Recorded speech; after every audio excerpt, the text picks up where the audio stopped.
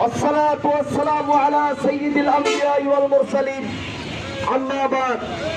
মুহতারাম হাজিরিন, আমরা সকলে অবগত আছি যে আজকে আমাদের প্রিয় নবী আরশ চৌকিদার মর্যাদা নবী মুহাম্মদুর রাসূলুল্লাহ, যিনি সমস্ত পয়গম্বরদের মাথার তাজ, যে রাসূলকে সৃষ্টি না করলে পুরো পৃথিবী সৃষ্টি করা হতো না,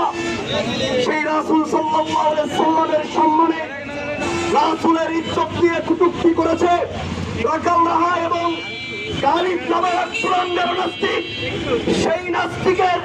বিক্ষোভ সমাবেশ থেকে আজকে আমাদের দাবি, সেই রাকাল রাহা এবং গালিবের চূড়ান্ত শাস্তি মৃত্যুদণ্ড। কথা বলেন মুসলমান ইমানদার, আপনি আমার কলিজার টুকরা নবী মুহাম্মদুর রাসূলুল্লাহ, যার সম্পর্কে কোরআন বলে আমার সাল্লাকা ইল্লা রাহমাতাল লিল আলামিন, যে রাসূল সম্পর্কে রাসূলের চরিত্র নিয়ে সার্টিফিকেট দিচ্ছে কোরআন, ওয়া ইন্নাকা লাআলা খুলুকিন আযীম, যে রাসূল সম্পর্কে 30 নম্বর পড়ায় আল্লাহ জমির বর্ণনা করে বলেন আলাম নাশরাহ লাকা সাদরাক, যে রাসূলের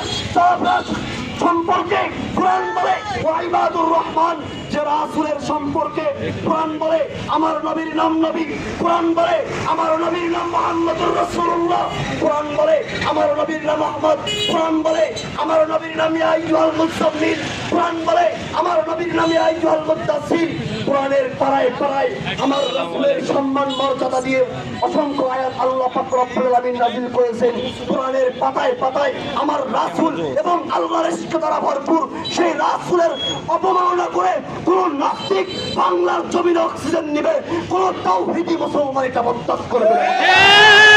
মুসলমানদের আজকে প্রাণের দাবি হচ্ছে সেই রাসূলের দুশমন, বিশ্ব মানবতার দুশমন, 200 কোটি মুসলমানের দুশমন সেই রাকাল রাহা নাস্তিককে যদি দ্রুত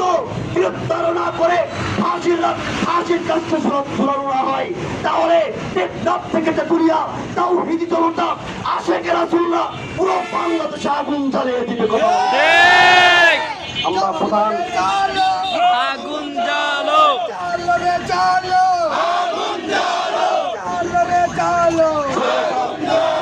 স্বৈরাচার খুনি হাসিনার আমলে 2013 সালে ওলামায়ে কেরামগণ শাপলা চত্বরে একত্রিত হয়েছিলেন 13টা দাবি নিয়ে। তার মধ্যে একটা দাবি ছিল আমার রাসূলকে এবং আল্লাহর শানে যারা বেয়াদবি করবে সংসদে আইন পাস করতে হবে, তাদের মৃত্যুদণ্ড। সেই ফ্যাসিস্ট